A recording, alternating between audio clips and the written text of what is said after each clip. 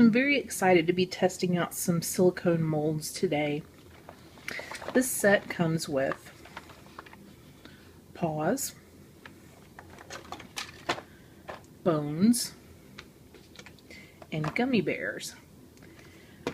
The paws and the bones are both pretty good sized. You could make cookies or little cupcakes or dog bones, like dog treats in them. But what I've decided to do today is make some gummy bears because I've never done that before. And I think this is probably the part of the set that most people won't bother to review. So I've looked up a recipe online. I'm going to be making raspberry gummy bears. And there's a little bit of prep to be done, so I'll pause this video and then come back and fill the molds with you. Here comes a pause. Okay, so here we are. I put this on a little cutting board just because it's silicone. It's going to be difficult to handle because it's not very stiff. And I have my gummy bear mixture ready to go here. I found this on about.com. Sorry, I bumped the camera. This is basically raspberry jello mix and everything's sticking together.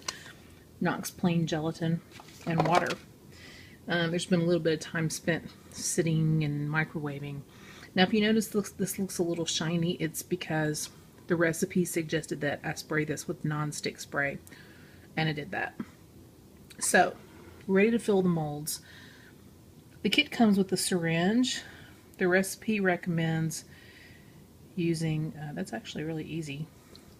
The recipe recommends using a measuring cup with a spout, but this is really easy, so I think I'll just go ahead and do this. And I don't think that this recipe will fill up the entire number of bears that's on the mold. Not the mold's fault, I picked the recipe. So what I'm going to do, this is probably a lot less messy than if I used a cup too. Like I overfilled that one, so I'm just going to take a little bit back out. This would be a really cool craft for little kids because there's nothing here that can hurt them. You know, I'm actually thinking I might have more bear stuff than I have bear molds. We'll see. Maybe I'll get lucky and it'll be perfect.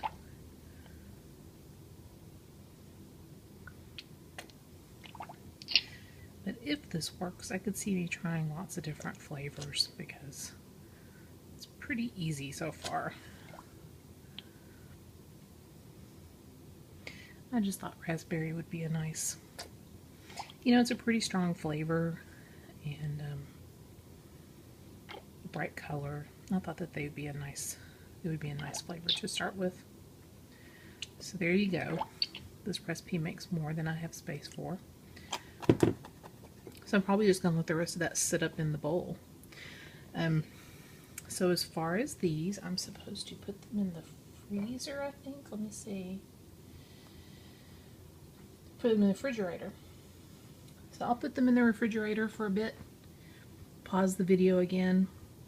And when I go to unmold them, come back and let you know. Actually, a couple of these I think I'm just going to fill, make sure they're up to the top because I think they'll be easier to get out if they are.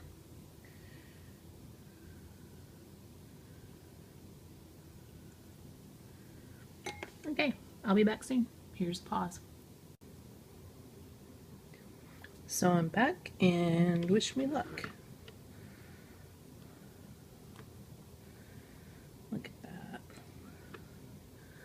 Gummy bear. That was so easy. I should not feel this proud of myself because they're just coming right out of there. So this was pretty foolproof. And I have to say I'm really happy that I have these molds. It was, that one's kind of skinny.